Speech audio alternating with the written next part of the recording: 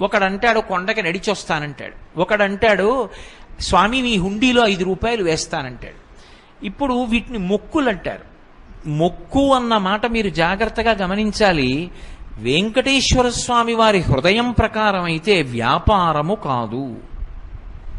అది పాపము వలన దుఃఖం వస్తోందని వాడు తెలుసుకోవాలి. తెలుసుకుని పిలిచావు పరమేశ్వరుణ్ణి, ఆయన ఏం చేస్తాడు? నేను ఆదుకోకపోతే ఎవరు ఆదుకుంటారు లక్ష్మి? అందుకుని ఉంటాను ఈ కలియుగంలో వెంకటాచలం మీద.